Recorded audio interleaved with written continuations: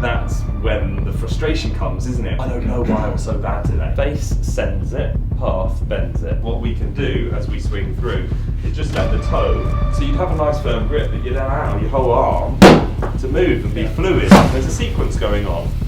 Starts up here at the shoulder, the elbow and the wrist. Wow. Oh wow. Start with the club up in this space here. Rotating from the ground gives you the momentum to just let the weight of that club head swing. 1, 2, 3, and then we get the strike. That's when the frustration comes, isn't it? When we don't know, and it can work both ways. So I don't know why I was so bad today. What was it that meant I couldn't strike my irons today? Or what meant I was push slicing it off the tee all day? And like I said, it works the other way. I've just hit an absolute worldie. It's a foot from the pin, and it's a brilliant shot, but I've got no idea kind of how I made that happen. How are we going to get you enjoying your golf more? What would be the measures of success? Sort of walking out that door in a few hours' time, what would be our measures of success? Quality strike with everyone else is probably the main aim. Yeah, so quality of strike with irons. Flight-wise, what are you seeing? What do you play for, or what do you tend to get? Bit of a fade, bit of a draw? Could be anything. Could be anything. Right. Could be anything. So strikes with the irons and recognising and sort of tuning ourselves to a fairly consistent ball flight and get ourselves associating feelings of how we're moving to outcomes of ball flight. Yeah. Because that's fundamentally how we perform every other sport, right? So have you played other sports in the past? No, really not. No. Not really. Well, as snooker, that wasn't a sport. Fine. Snooker, Okay. a little bit of table tennis. A little bit of table tennis. Here we go then. Show me a top spin forehand. Brilliant. And a chop forehand. Yeah. And then a top spin backhand. Yeah, cool. And now show me a high draw. Pretend you've got a golf club and show me a high draw. So 2 hands. Cool. And now a low fade. Okay. Cool. So we've got some idea, right? Yeah. I know I understand the mechanics here, but yeah. Okay. That's it. So you understand the theory test you'd pass with flying colours. Yeah, I understand it's the practical mechanics, test so that we need to get you through.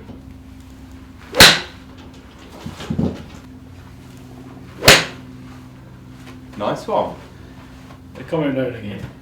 But tendency just over swinging. I can sometimes feel the club at the back of Right, and it just goes, oh, everyone's trying to come through the top, I was using down here. But would that be fairly typical then on that strike? Yeah.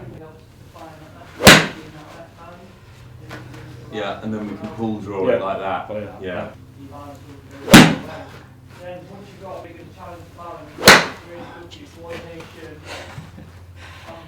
I couldn't get a rear shank. Face sends it, path bends it. The tendency is to have a pull draw. Yeah. So for that pull draw, your face is about on your target or ever so slightly left with a path that is right of target. If we want to play some more functional draws, i.e. like the 2 or 3 you've hit so far that are just beautiful and start right and curve back onto your target, we need to get that path moving further right, because that means then we can have our face further right. Yeah. So we're taking the same relationship. Those pull draws just moving them in. are a beautiful face path relationship. We just need to take the whole thing and shift it to the right a bit. If only it were that easy to just do it. If only. But we're going to have to explore why you're currently not doing it. Whether it's just a perception thing or a movement thing, we don't currently know. We haven't really tested yet. When we start to recruit ground reaction forces, it reduces the demand on the upper body so much. So as you said, that's brilliant. You can take a rest and rest those calves. Like you said earlier, you don't really sense much going on down there. It's just kind of there to support this swinging of the club that's kind of mostly from the upper body and the arms. So what I want to do is try and keep those out here and just try and keep that still as is possible whilst allowing those. Yeah, well done. Because now what you're sensing with it is a weight shift. Just with the club in the right hand, are you naturally right-handed? Yep. Get that club swinging, using that action. Cool. And if you just take 2 hands of that grip now, and just hold it in the middle for a second. Keep a nice firm grip for me, but I'm just gonna, oh yeah, as I suspected, very stiff. Stiffer than this shaft, I imagine. Is that intentional? Have you thought about sort of just keeping tension in your arms or anything? No tension. Because it was very clear as soon as you picked that up, because you were moving a lot, Yeah. lower body was moving a lot, and then this was just doing this, basically. Not just free-flowing swinging, because if you take your grip on it, what we need is for these arms to be in a state to just react. Right, as they are reacting now to me just moving your arms around. So you've got a nice firm grip still, because you can be swinging this thing at 60, 70, 80 plus mile an hour. We want a good firm grip on it, but that doesn't mean, so think about hammering, for example. You know, you're going to hammer a nail into the ground. We'd want a nice firm grip. We wouldn't probably have a loose grip. Oh no, like a, what do they say, holding a baby bird, as if anyone knows what that feels like. So you'd have a nice firm grip, but you'd allow your whole arm to move and be fluid. And there's a sequence going on. Starts up here at the shoulder and the elbow and the wrist. All follow. And what goes last? The club head. And what's that? In a different plane, that is that. So what we need is the upper chain to loosen up. So you could think this is your body, these are your arms, and that's the weight of the golf club on the end.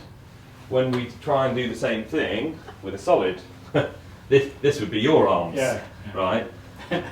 We'd have to do this, which, as you can see, is a hell of a lot more muscular effort, and also that circle is nowhere near as perfect as that. We could be creating huge forces from the ground. We could have the best sort of lower body and torso sequencing of any golfer on the planet. If these are just locked out and stiff, it ain't transferring the speed to the ball. So if you just go for the right hand this time, start with the club up in this space here, and just feel how you rotating from the ground gives you the momentum to just let the weight of that club head swing. And as you swing it through, just hold it on your through swing. What you can do is you can let that, so notice this wrist orientation, keep nice firm grip. See how you're releasing this club is like this. What we can do as we swing through is just let the toe end of the club just take over. And then it might feel a bit more comfortable like that. Just grip it down a bit, just so that we're clear of the walls and the ceilings. Yes, exactly. So it's like a little flick of the wrist at the bottom. It's like your topspin table tennis that you showed me earlier. You just let that, and now you've got a bit more weight shift going on. More interaction with the ground, a more free-wheeling club because the tension in the arms has been reduced. Oh yeah, I like that. I mean, the shot was pretty good, but I loved your commitment to just letting those arms just go up and down, and the body will give them the depth. And if I can just step in and I'll take this bit of mat up. What we're going to do is we're going to go a bit deeper into that, play some shots. So we'll start on the back foot, we'll go forward on one to help just start creating a bit of momentum for us to respond to. So we're going to tap the board forward on one, and then we're going to tap it back on two, and notice that even at two, my club hasn't moved. Because from there, when I've got this stable base of having tipped the board, I'm going to rotate back and the club will follow me. And then what I'm going to do is tip the board into three, but notice where the club is, still back here. And then from there, we'll hear the strike of the ball, which is the four, if you like. 1, 2, 3, and then it all comes through from there. So 1, 2, 3, and then we get the strike. Yeah, it's good effort. Almost as soon as you've gone onto your two, you're back onto your three. That's better. Look at that. And we hear much cleaner strike. It felt better, but still a bit together, I think. Yeah, a little bit, but small strides. So have a practice run and think about it as a 1, 2, 3 strike. Brilliant, fantastic. If you love the coaching and want to experience the effects of the training that you see with our pupils, you can purchase the GRFI system yourself by following the link in the video description. You'll get all the equipment and a 2-hour download covering all the fundamentals, exploring your movement and how you can use the ground and create those all-important ground reaction forces and transfer them through to clubhead speed and experience the gains that you're seeing in the videos. Wow, such a different action. Feel different. But yeah, that one felt better like this was earlier. Yeah, Earlier. Maybe not quite as early as it should be, but it felt a bit earlier. It's up to you.